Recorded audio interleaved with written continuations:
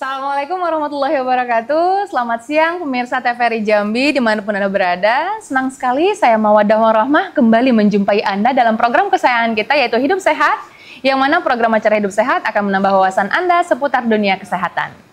Baik pemirsa, pada hari ini telah hadir narasumber kita yang sangat luar biasa yaitu Dr. David Ramli, SPJP FIHA. Assalamualaikum dokter. Waalaikumsalam. Gimana kabarnya hari ini dokter? Alhamdulillah baik. Baik sehat, ya dokter ya, alhamdulillah. Tampaknya ini perdana nih dokter David hadir di studio TVRI Jambi ya dokter ya. Iya. Masya Allah dokter. Insya Allah. Baik dokter, yang merupakan memang seorang spesialis jantung pembuluh darah ya dokter ya.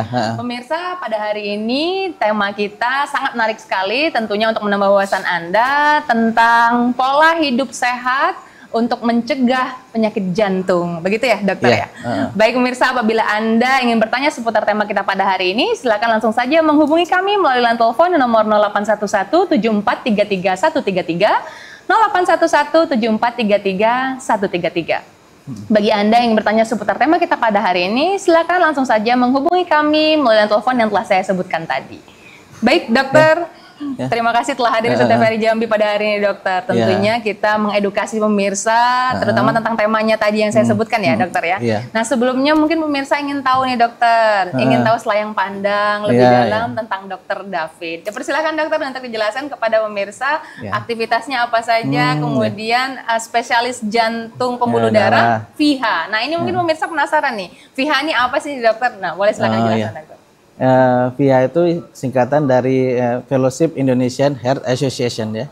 Ya, jadi gelar kehormatan untuk dokter spesialis jantung yang sudah menyelesaikan pendidikan spesialis jantung dan sudah mengikuti ujian gitu intinya. Ada tambahan lagi, dokter ini spesialis jantung pembuluh darahnya di mana nih dokter? Pada saya tahun berapa? Kemudian aktivitasnya di mana aja nih dokter? Saya tamatnya tahun 2019 dari Universitas Andalas Padang. Masya Allah, baik dokter. Sekarang ini untuk seharian saya aktivitas di Rumah Sakit Raden Matahir, Rumah Sakit Baitur Rahim, dan di Rumah Sakit Bayangkara. Baik dokter, tentunya juga aktif di berbagai kegiatan ya dokter ya, Masya Allah dokter. Nah, baik pemirsa, tentunya dengan tema kita yang sangat luar biasa tentang bagaimana pola hidup sehat untuk mencegah penyakit jantung. Sebelumnya kita minta dokternya menjelaskan dulu seperti apa sih dokter penyakit jantung itu dan apa saja nih jenis-jenisnya. Karena saya tahunya ada banyak nih, karena tidak hanya saja henti jantung, tapi juga ada beberapa penyakit lain seperti gagal jantung dan sebagainya. Mohon pencerahannya silakan dijelaskan terlebih dahulu dokter. Ya, kalau kita bicara mengenai penyakit jantung ya, sebenarnya penyakit jantung ini dia cukup luas, cukup banyak ya. Jadi ada dari segi pembuluh darahnya, itu kalau pembuluh darahnya yang bermasalah itu kita sebut dengan bisa penyakit jantung koroner. Koroner, baik dokter. Kalau dia katupnya yang bermasalah, itu bisa kita sebut dengan penyakit katup jantung. Katup jantung. Atau apabila sudah terjadi stadium yang lebih lanjut, itu bisa meningkat menjadi gagal jantung ya, gagal jantung. Ada juga penyakit masalah mengenai irama jantung juga ada. Berarti masalah mengenai kelistrikan jantung itu ya juga ada di jantung, penyakit jantung ya. Baik, jadi cukup luas kalau untuk cakupannya ini penyakit jantung tersebut ya. Baik dokter, berarti itu ada banyak ya dokter ya, mulai dari katup jantung hingga sampai ke gagal ya, gagal jantung tadi. Gagal jantung. Dan ternyata saya baru tahu ada listriknya jantung ternyata ya dokter. Itu maksudnya seperti apa nih dokter? Yang memang membawa seluruh pembuluh darah kita tuh seperti apa nih dokter? Jadi kan jantung kita itu disuplai oleh pembuluh darah, pembuluh darah koroner namanya. Pembuluh darah koroner ini yang istilahnya dia memberi makan jantung, memberi makan jantung agar jantung itu bisa berkontraksi untuk memompakan darah ke seluruh tubuh kan. Nah, untuk kontraksinya ini ada sumber kelistrikan jantung ya, seperti yang kita sebut dengan pacemaker. Ya, ada SA node atau AV node. Dia ini untuk menjalankan fungsinya sebagai menjalankan kelistrikan jantung agar bisa berkontraksi. Berkontraksi. Jadi ada jaras-jaras kelistrikan kalau istilahnya kita sebut agar kontraksi jantung ini bisa benar, bisa reguler, jadi bisa memompakan darah secara simultan ke sirkulasi ke seluruh tubuh begitu ya dokter ya, karena apabila tidak memompa darah lagi, nah itu berarti yang bisa terjadi. Nah kalau serangan jantung berarti seperti apa nih dokter kalau untuk dijelaskan secara medisnya nih dok? Kalau serangan jantung itu berarti disebabkan oleh karena adanya trombosis di pembuluh darah jantung. Ya, jadi diawali oleh adanya plak di pembuluh darah jantung, plak itu ruptur, pecah, dan terjadilah trombosis di pembuluh darah tersebut, dan ini yang akan memicu terjadinya serangan jantung. Serangan jantung. Berarti itu tiba-tiba begitu saja dokter, ataukah sebelumnya mungkin jantungnya telah bermasalah, tapi plak itu tiba-tiba mempecah atau seperti apa nih dokter? Oke, jadi plak ini kan plak di pembuluh darah jantung ini dia terbentuknya membutuhkan waktu. Ya, bisa dalam jangka waktu bertahun-tahun gitu ya.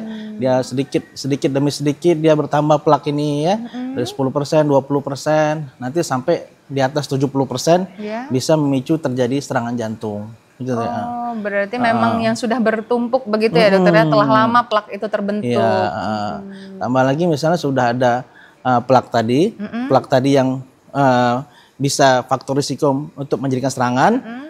Ditambah lagi misalnya dia ada faktor lain seperti misalnya hipertensi, tensinya yang tidak terkontrol ya.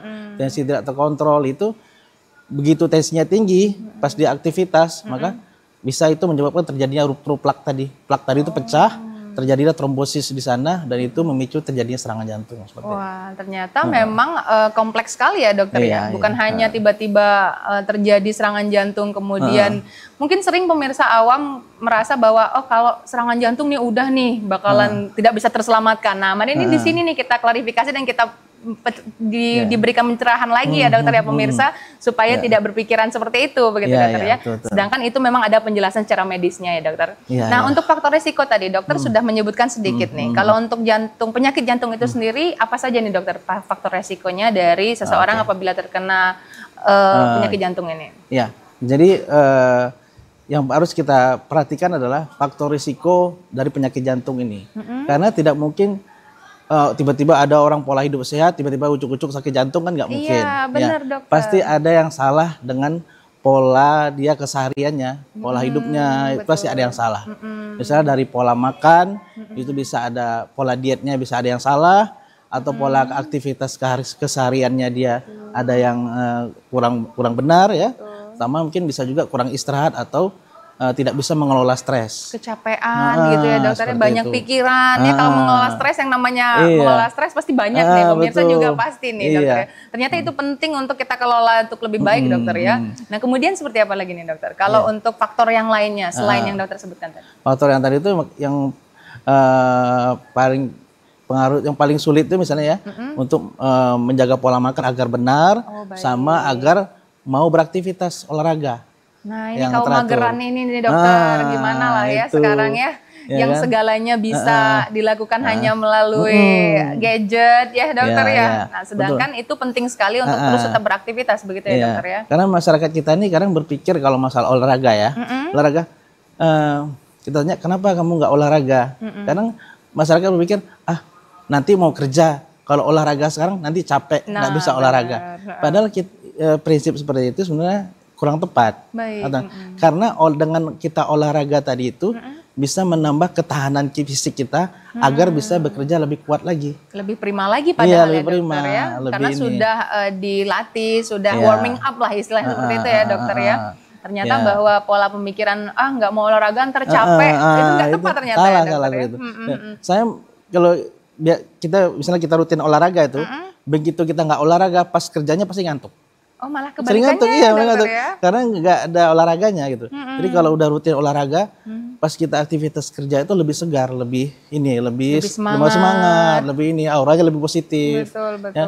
Karena dengan kita berolahraga tadi, itu kita tubuh kita mengeluarkan enzim endorfin namanya, hormon endorfin.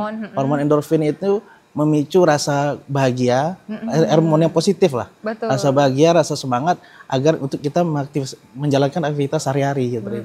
Ternyata kita dituntut tetap aktif ya dokter ya, bukan hanya mageran rebahan di rumah gitu ya dokter. Dan juga walaupun aktivitasnya kita kerja setiap hari, tetap harus disempatkan olahraga begitu ya dokter. Sebenarnya sih sebenarnya seperti itu, agar supaya tubuh kita juga terbiasa begitu dokter ya. Karena iya, kalau misalnya rebahan terus mah bakal capek terus berarti gitu iya, ya betul dokter. betul. Kalau rebahan terus capeknya malah nggak hilang-hilang kalau menurut saya sih gitu sebenarnya. Malahan tidak ada nggak ada Iya. warming up-nya, tidak ada semangatnya Iya, begitu ya betul, dokter betul. ya. Nah, tapi saya juga ada dapat entah ini mitos atau seperti apa nih dokter. Kalau terlalu capek berolahraga juga kurang baik kan ya dokter ya. Dan juga ada penyebabnya juga bisa menjadi indikasi penyakit jantung. Nah, benar atau tidak nih dokter? Nah, gini ya. Sebenarnya kita kalau mau berolahraga agar untuk menjaga kebugaran tubuh itu, ya olahraga itu harus dilakukan pada waktu dan pada waktu yang tepat dengan durasi yang tepat.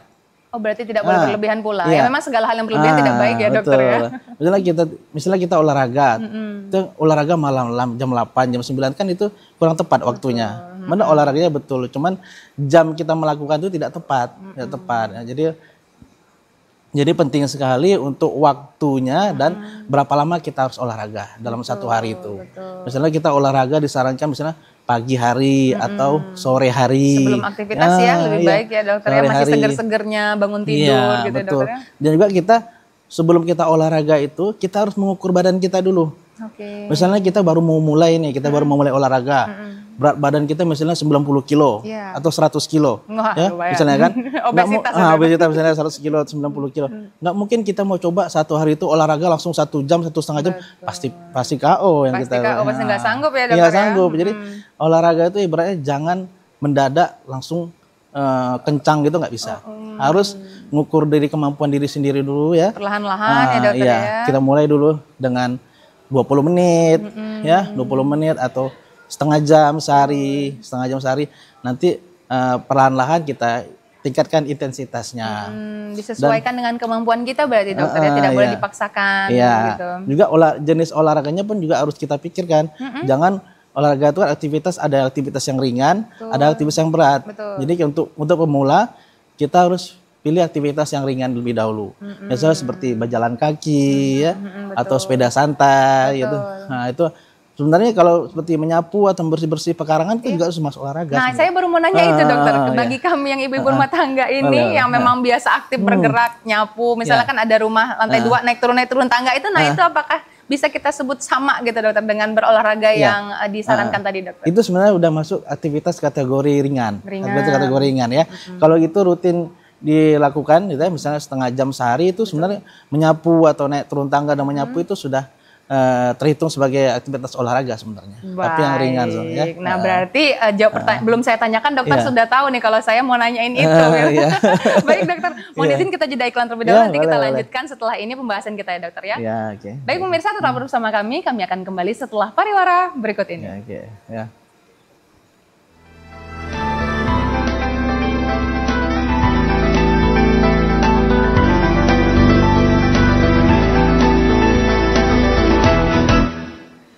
Terima kasih pemirsa, Anda tetap bersama kami dalam program acara Hidup Sehat. Tentunya masih dengan narasumber kita yaitu Dr. David Ramli, SPJ PVH.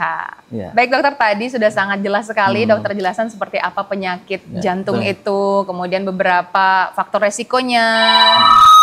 Baik dokter, tampaknya sudah ada yang bergabung bersama kita dokter. Mohon izin saya sapa pemirsa terlebih dahulu ya. Boleh.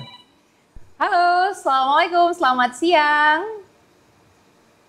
Waalaikumsalam warahmatullahi wabarakatuh. Baik, mohon izin Pak, agar volume televisinya dikecilkan terlebih dahulu karena terdengar storing di TVRI Jambi. Iya, Bapak. Baik, dengan siapa di mana Pak? Dari Om Yudi, selamat. Baik Om Yudi, gimana kabarnya Om Yudi, sehat ya? Sehat, alhamdulillah. Baik, silakan langsung saja ditanyakan apabila ada pertanyaan kepada Dr. David Ramli, kami persilakan. Ya, luar biasa Mbak. Terima kasih atas waktunya. Yang kita hormati Bapak Dr. David, untuk spesialis jantung dan pembuluh darah kalau nggak salah. Mohon maaf kalau salah, spesialis. Ya, tentu pertama yang saya ingin tanyakan, apakah ini termasuk silent killer juga jantung ini, yang nomor urut berapa di Indonesia dan di Jambi? Yang kedua Pak Dr. David, ada persoalan di lapangan berkaitan dengan henti jantung, dengan sakit jantung akibat kematian. Nah, ini kadang dibilang ya dia nggak sakit jantung tapi mati. Nah, itu dinamakan di tengah masyarakat itu henti jantung, katanya. Benar apa enggak?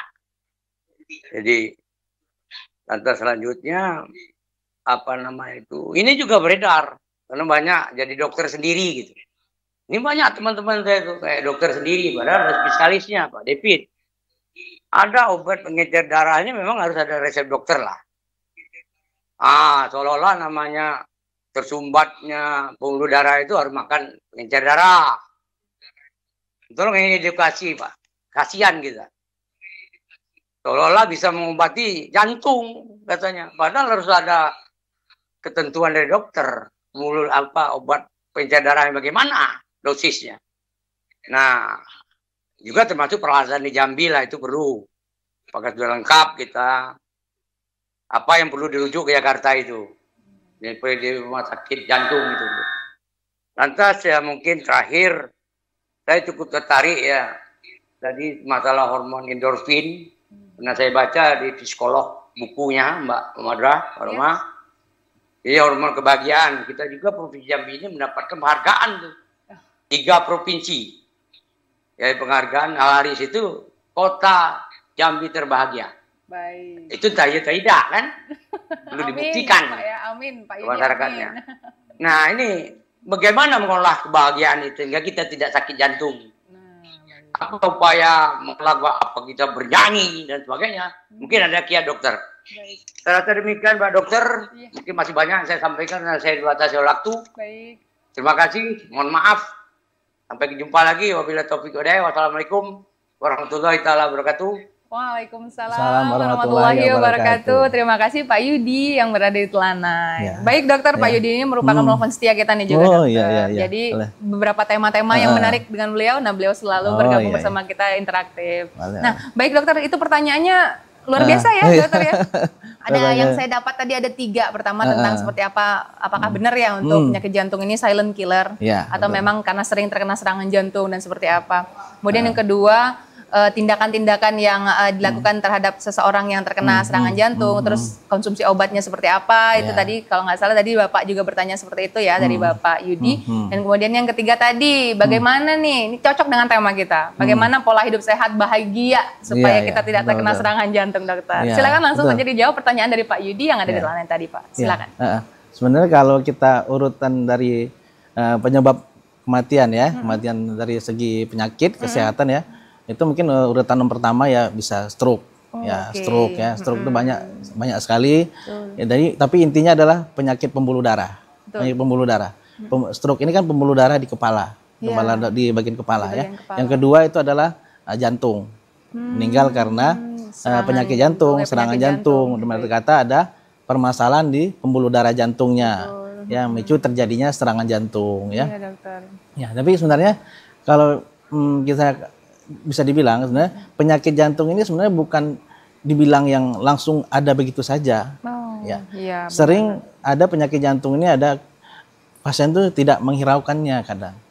Tidak menghiraukan. Diabaikan gitu ya dokter. Sudah ada kadang ada dada mulai terasa nyeri, dada mulai terasa tidak enak, atau mulai terasa tidak nyaman di dada ya, terasa panas ya.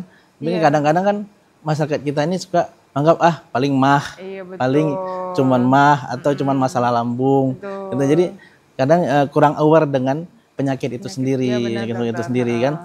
Jadi begitu dia sudah berlangsung dalam waktu yang lama terpiculah terjadi serangan jantung gitu. Jadi pasti keluhan itu sebenarnya sudah ada warning dari tubuh kita dengan gejala-gejala tadi itu yang ringan tadi, seperti dada terasa berat, dada terasa tidak enak, itu pasti udah ada sebelum-sebelumnya, cuman dia dengan intensitas yang lebih rendah. Seperti itu ya kira-kira. Ternyata terjadi pembiaran begitu dokter ya? Intinya dia mungkin dia beranggapan mungkin adakah masalah mahnya atau masalah asam lambungnya dikira, padahal itu memang sudah jantung yang bermasalah. Padahal mengarah kepada ada penyakit jantung gitu dokter ya. Atau mungkin juga sering nih dokter, pasiennya ada self diagnostik dia mendiagnosa diri sendiri nih, cukup browsing aja di internet, kemudian baca ini nih pas nih buat saya nih. Nah, mungkin berhubungan juga dengan pertanyaan dari Pak Yudi tadi. Dia cuma dapat obat, ini pengencer darah nih, bisa langsung dicoba dan padahal harusnya sesuai dengan resep dokter. Nah, itu gimana dokter? Sebenarnya kita bagi kita aware terhadap kesehatan jantung kita itu sangat bagus sekali. Ya, lebih baik kita mencurigai diri kita sendiri dulu daripada kita menganggap diri kita sehat. Oke, ya kan? Lebih baik minimal kita menjaga daripada mengobati sebenarnya. Iya, prinsipnya. Begitu dada kita terasa tidak enak atau terasa panas, terasa apa, periksakan dulu. Ya, periksakan ke dokter. Kalau aman ya syukur alhamdulillah. Ya, tapi kalau ternyata ada masalah di jantung kan, kita sudah mendapatkan penanganan yang pertama. Jadi langsung dapat informasi yang jelas ya dokter ya, tepat begitu dokter ya. Jadi seperti itu. Jadi lebih bagus yang nggak salahkan juga apabila kita mencurigai diri kita sendiri apakah kita ada sakit jantung atau enggak gitu ya. Ya tujuannya kan untuk demi kebaikan diri kita juga gitu ibaratnya ya. Jadi lebih spesifik nih dokter, gejala awal apabila kita terindikasi kemungkinan jantung nih, selain tadi ya dokter ya, ada merasa dada sesak, kemudian dada terasa panas, ini apa lagi nih dokter? Biar pemirsa juga teredukasi nih dokter, untuk gejala-gejalanya. Keluhannya itu bisa dada terasa nyeri, ya, dada terasa berat, susah bernapas, ya, atau yang sudah sampai sesak napas bisa, napas, ya, napas terasa sesak napas, ya. Bisa keluhan sering berdebar-debar, yang debar-debar yang tidak wajar, lama ya, dan jangka waktu yang lama, sering, durasinya ya lama durasinya, ya, yang sampai ada yang pingsan, itu bisa. Karena tidak kuat tadi mungkin ritme jantungnya udah nggak benar gitu ya dokter ya. Sampai ada yang pingsan. Jadi apabila ada ngerasa gejala itu sebaiknya langsung konsultasi ya dokter ya, kepada profesional, dokter spesialis seperti itu ya dokter ya. Betul. Nah juga tadi terkait pertanyaan dari Bapak, ini tadi tentang obat tadi. Nah ini seperti apa dokter menanggapi hal tersebut nih dokter? Ya sebenarnya kan kalau untuk pengencer darah ini ada obat yang disarankan untuk penyakit jantung koroner. Dalam arti kata ada penyempitan di pembuluh darah jantungnya. Ya ini kan kalau untuk obat pengencer darah ini seperti Aspilet atau Clopidogrel, ini kan termasuk obat keras. Obat keras ya. Karena efeknya itu dia bisa mengencerkan darah. Jadi bisa terjadi pendarahan di tempat lain yang tidak semestinya. Jadi kalau harus sesuai resep dokter. Jadi ya, kalau kita makan dengan pengencer darah ini, kita makan dengan dosis yang tidak tepat dan aturan makannya juga tidak tepat, itu bisa menimbulkan komplikasi yang lain seperti pendarahan di pencernaan, pendarahan di lambung, ya, pendarahan di gusi, ya. Maka kadang udah makan sesuai aturan aja, itu masih bisa terjadi pendarahan di pencernaan. Efek samping obatnya ya dokter ya. Atau di lambungnya bisa terjadi luka atau pendarahan. Karena saking kerasnya tadi obat tadi ya dokter ya. Jadi makanya disarankan untuk obat pengencer darah ini harus rekomendasi dari dokter ya.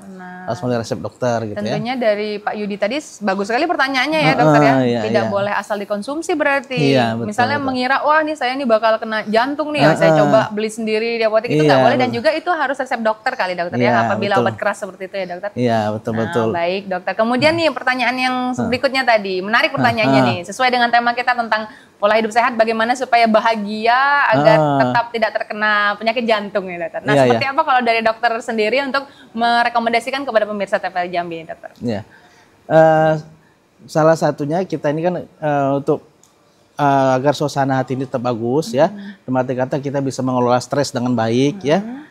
Itu salah satu tadi dengan saya bilang tadi, pertama kali olahraga. Ya, dengan kita berolahraga tadi itu ya, itu salah satu aktivitas yang positif ya, itu yang bisa menurunkan tingkat stres seseorang. Baik, ada tadi hormon endorfin tadi ya dokter ya. Satu lagi, waktu istirahat yang cukup dan tepat. Tidak boleh terlalu berlama capek gitu dokter ya. Tapi ketika waktu istirahat berilah haknya untuk istirahat gitu dokter ya. Jadi prinsipnya kalau kita tidak perlu begadang, jangan begadang. Karena istirahat malam itu sebenarnya sangat diperlukan sekali untuk tubuh kita, terutama jantung kita. Baik, untuk kita. Nah, Jadi, terutama kalau orang yang aktivitasnya malam nih, dokter, ditukar ke tidurnya siang, istirahatnya siang, itu gimana menurut dokter? Ya, sebenarnya kalau boleh jujur dari segi kesehatan sebenarnya kurang bagus, kurang sehat, karena istirahat malam itu kualitasnya tidak sama dengan kualitas tidur istirahat di siang atau pagi hari, walaupun jumlahnya sama. Karena bisa terjadi perubahan hormonal di tubuh kita. Begitu. Akibat pola tidur yang tidak teratur tadi, ya nafsu makannya jadi bertambah, tingkat stres emosional jadi lebih meningkat. Itu bisa terjadi pada orang yang gangguan pada tidurnya, istirahatnya, seperti itu. Ternyata disarankan untuk sebaiknya tetap istirahat di malam hari ya dokter ya, walaupun mungkin padatnya aktivitas, tetap luangkan waktu memang di malam hari itulah untuk sebenarnya istirahat yang paling bagus itu istirahatnya di malam hari gitu ya. Betul dokter. Seperti itu. Nah tentunya memang kalau masalah bahagia nih dokter ya, karena kan kita punya cara bahagia masing-masing ya dokter ya. Kalau yang tadi wajibnya memang untuk supaya kita selalu berolahraga. Nih, tadi saya benar juga kata Pak Yudi nih, kalau kita hobi nyanyi mah kita nyanyi gitu ya, seperti itu untuk membuat supaya kita bisa hormon endorfinnya menciptakan sendiri begitu ya dokter ya.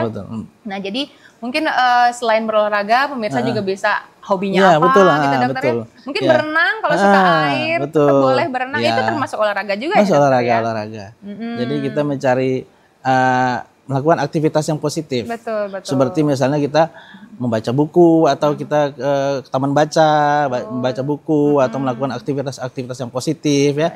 Itu juga salah satu untuk mengelola stres tadi agar kita bisa tidak pada stres tersebut, mengelolanya, pinter mengelola stres gitu kan. Betul. Jadi nggak boleh stres pemirsa ternyata ya. Memang dari semua dokter yang saya temui dalam program Acara Hidup Sehat, pola hidup sehat itu memang ya tetap jaga untuk tetap sehat, olahraga, kemudian nggak boleh stres.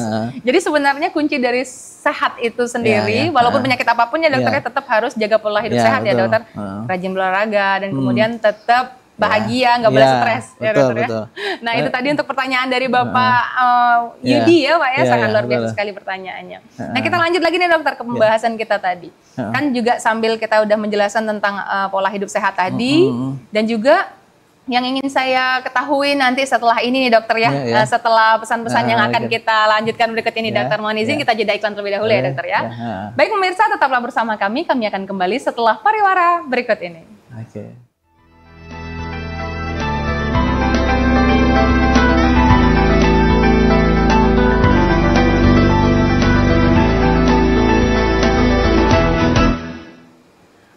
Terima kasih pemirsa, Anda tetap bersama kami dalam program Acara Hidup Sehat, tentunya masih dengan narasumber kita yaitu Dr. David Ramli, SPJP FIH. Baik dokter, tadi kita juga sudah menyapa ada Bapak Yudi dan kita menjawab pertanyaan beliau ya dokter ya. Dan juga pemirsa, bagi Anda yang masih ingin bertanya seputar tema kita pada hari ini, silakan langsung saja menghubungi kami melalui telepon di nomor 0811 7433 133, 0811 7433 133.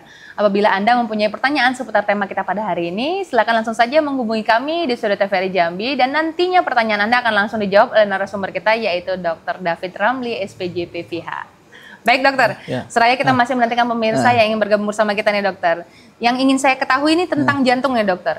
Kalau pengalaman dokter sendiri, usia paling termuda seseorang bisa terkena penyakit jantung nih. Ini mungkin jantung ada beberapa jenis ya dokter ya, bukan hanya serangan jantung, mungkin ada gagal jantung, tadi dokter sudah sebutkan, ada jantung koroner dan sebagainya. Nah bisa dijelaskan nih dokter, pengalaman dokter mulai dari pasien mungkin yang terkena serangan jantung tiba-tiba itu di usia berapa yang paling muda, dan seperti apa saja nih kalau untuk para pasien yang pernah dokter obatin selama ini dokter. Persilakan dokter. Ya, kalau kita bahas kapan penyakit jantung ini bisa diderita ya. Benar, jadi sebenarnya ada orang yang dari lahir itu memang sudah memiliki penyakit jantung. Itu namanya penyakit jantung bawaan. Ya, penyakit jantung bawaan itu bisa macam-macam jenisnya. Bisa ada katupnya bermasalah, atau ada dinding jantungnya yang tidak utuh, menutup ya. Jadi begitu dia lahir dia membawa penyakit jantung tadi bawaan. Nah, itu bisa. Berarti itu bisa terjadi keturunan dokter. Iya, bisa kemungkinan dari antara orang tuanya atau riwayat sebelumnya ada yang pernah terkena jantung gitu. Itu bisa karena mungkin ketika hamil, apakah mungkin ada mengkonsumsi obat-obat tertentu yang bisa mengganggu kehamilan, hati-hati. Atau efek dari radiasi segala macam itu harus diperhatikan benar gitu ya. Ternyata bisa dari bayi kalau untuk yang dokter sebutkan tadi ya, ada jantung bawaan. Nah kemudian kalau yang untuk serangan jantung nih dokter, nah ini paling ngeri-ngeri banget nih. Seperti kata Pak Yudi tadi nih, yang silent killer tadi. Nah usia termuda yang ada dokter hadapi pasien itu usia berapa nih dokter? Saya pernah menemukan pasien kena serangan jantung itu umur 29 tahun. Wah, muda sekali ternyata dokter ya. 29 tahun. Tapi memang dia, jadi semakin dia muda usia kenanya, berarti gaya hidup dan pola hidupnya semakin berat biasanya selama ini. Oh, kurang baik begitu ya dokter ya, pola hidup sehatnya kurang sehat, atau memang tadi mungkin kurang olahraga, atau terlalu capek atau stres terus mungkin bisa jadi ya dokter. Nah ternyata anak-anak muda bahaya juga ya dokter ya. Walaupun usia muda kalau stres terus bisa terindikasi hampir terkena serangan jantung begitu dokter. Nah kemudian dokter seperti apa lagi kalau untuk yang setelah di 29 tahun tadi, itu pengalaman dokter seperti apa bertemu dengan pasien muda ini ya dokter? Apakah dia langsung tiba-tiba drop atau bagaimana? Waktu itu dia nyeri dada sama sesak napas. Kemudian pasien ini berat badannya berlebih sekali, overweight ya. Berat badannya itu 110 kilo ya berat badannya, 110 lebih lah. Kalau kita lihat ya.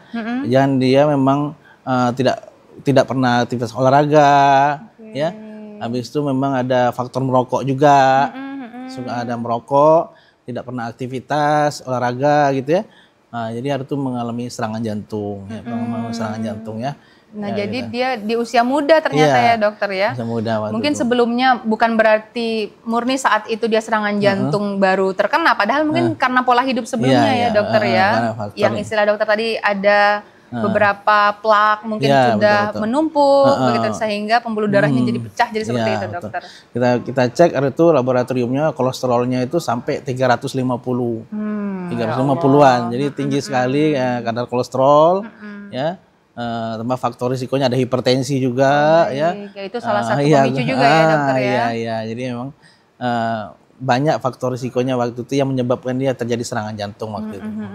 Kalau untuk seperti apa kita bisa mendiagnosanya dokter? Kalau dari medis sendiri, apakah dokter adakan CT scan, MRI atau seperti apa untuk mengetahui ini tegak diagnosanya nih kena penyakit jantungnya, itu seperti apa dokter? Yang jelas pertama kita kalau ketemu pasien serangan jantung kita lihat dulu dari keluhan dia tadi, keluhannya spesifik nggak masalah di jantung ya. Kemudian kita lakukan pemeriksaan rekam jantung, EKG. Ya, yang paling gampang itu kita lakukan EKG. Yang melihat ritme jantung itu ya dokter. Saya ada lihat itu dokter ya, kayak garis-garis itu. Nah itu kalau bukan medis nggak ada yang paham ya dokter. Betul. Kemudian kita lakukan pemeriksaan laboratorium. Ya kita lakukan pemeriksaan enzim jantung. Cek darah ya, mulai dari darah juga dokter. Cek darah, enzim jantung, CKMB sama troponin ya. Itu biasanya kalau ada serangan jantung dia marker ini akan meningkat tinggi kadarnya. Meningkat tinggi menandakan bahwa sudah terjadi serangan jantung pada pasien tersebut gitu.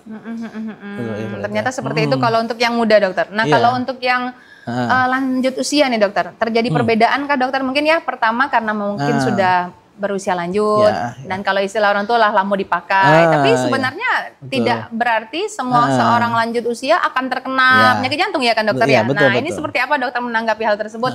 Bagaimana supaya para lansia ini juga tetap bahagia, tetap sehat dan bisa terhindari dari penyakit jantungnya dokter? Ya betul. Ya jadi sebenarnya bukan berarti lansia itu dia ada menderita penyakit, bukan enggak semua lansia ada penyakit jantung atau penyakit lain. Selama dia bisa menjaga selama hidupnya bisa menjaga pola hidup yang sehat tadi, jaga pola makan, olahraga teratur segala macam ya, itu bisa ada yang sampai sehat sampai lansia ada ya. Jadi bukan berarti semua orang ini bakal bisa terindikasi penyakit jantung, tidak ternyata dokter ya. Tergantung bagaimana pola hidup sehat kita, pola keseharian kita dalam menjaga daya tahan tubuh kita begitu ya dokter ya. Saya sampai ada kenalan itu kenalan saya dekat rumah, umur 70 tahun, nggak ada keluhan apa-apa, malah saya salut banget nengoknya itu, ibaratnya sehat ya. Mungkin dia kita lihat olahraga, rutin. aktivitas harian dikerjain sendiri ya, jaga makanan dijaga segala macam, ternyata masih sehat kan, masih banyak yang sehat gitu. Jadi disesuaikan pula kali dokter ya, kalaupun lansia olahraganya juga disesuaikan dengan porsi usianya juga ya dokter ya, karena seperti dokter sampaikan tadi tidak boleh berlebihan juga ternyata pemirsa ya dokter. Aktivitasnya mungkin kalau udah lansia bisa jalan pagi atau menyapu pekarangan, yang bersih-bersih rumah aja, ya, tapi bermanfaat ya dokter ya. Ngurus taman ya, ngurus taman itu udah bagus, itu udah aktivitas harian intinya. Jadi bukan berarti karena udah usianya lanjut atau tua, jadi malahan cuman baring aja, cuman di kamar aja dokter ya. Apalagi kalau tidak ada keluhan ya dokter ya, memang disarankan untuk terus aktif ya, terus berkegiatan dan berolahraga, begitu ya dokter ya. Betul, nah ini menarik memang kalau untuk membahas tentang yang awam mungkin ya, dari pemirsa juga sama seperti saya nih dokter. Kalau udah dengar penyakit jantung, ini saya ada dengar istilah pasang ring nih dokter. Ini nih. Mungkin pemirsa juga sama kayak saya nih, berpikiran bahwa kalau masang ring ini dada dibelah, dimasukkan cincin, kemudian ditutup jantungnya. Ini apakah benar ya dokter? Mohon diedukasi pemirsa dan juga saya nih, apakah pemasangan ring itu semengerikan itu, atau mungkin biar pemirsa juga lebih aware nih dokter, bahwa jangan takut misalnya bahwa pemasangan ring itu tidak sekomplikated yang saya pikirkan tadi. Nah boleh silakan dijelaskan dokter. Ya, yang pertama saya harus jelasin ya, yang tidak semua penyakit jantung itu tindakannya nanti dilakukan pemasangan ring. Nah itu penting nih dokter. Kadang ada, karena saya ada temu pasien di praktek itu, anaknya nyebut, loh Bu, kenapa baru dibawa sekarang, kenapa nggak pernah dibawa selama ini?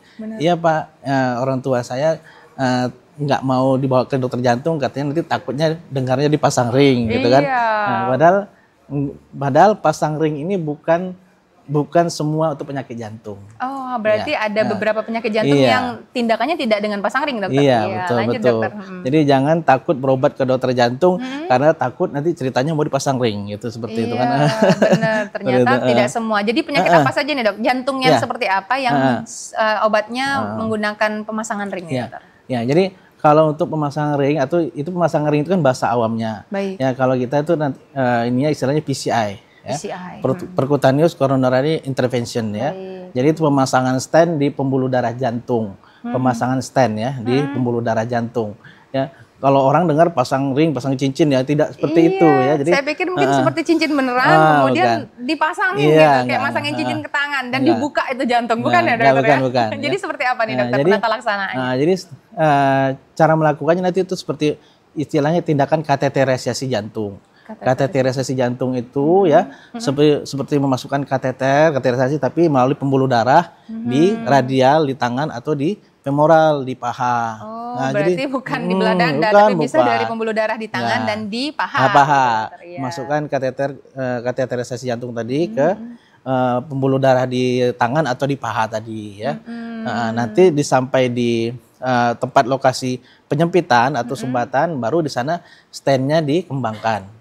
Nah, stennya ibaratnya ini dikembangkan di ini. Jadi sebesar apa nih sebenarnya ringnya, dokter? Stennya itu sangat kecil sekali, halus sekali. Malah cincin saya enggak. Malah kita dengan mata kita itu susah untuk mendetail melihatnya. Ternyata mikro banget, sangat kecil sekali. Dan itu memang hanya tim medis lah yang memahami itu. Jadi jangan takut ya dokter ya. Tidak seperti yang Anda bayangkan ternyata pemirsa ya. Begitu ya dokter. Bukan bedah jantung belah-belah gitu, bukan. Bukan kayak ini gombal belah dadaku, bukan ya. Bukan. Baik dokter, mohon izin kita jeda iklan terlebih dahulu ya. Baik pemirsa, tetaplah bersama kami. Kami akan kembali setelah pariwara berikut ini.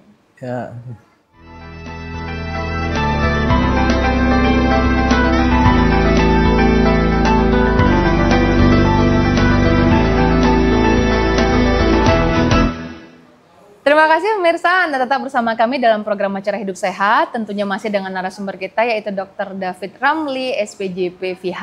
Baik dokter, tadi menarik sekali. Saya pun juga ikut teredukasi tentang seperti apa pemasangan ring pada seseorang yang terkena jantung tadi. Dan juga dokter menyampaikan bahwa tidak semua ya ternyata dokter ya, tidak semua penyakit jantung yang bakalan diberikan pengobatan pemasangan ring tadi dokter. Ternyata hanya penyakit jantung koroner.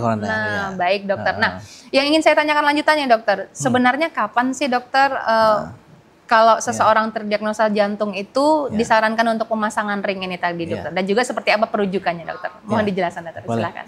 Ya, jadi kapan kita melakukan sarankan untuk kateterisasi jantung atau pemasangan ring istilah awamnya tadi, itu biasanya pada pasien-pasien yang mengalami serangan jantung.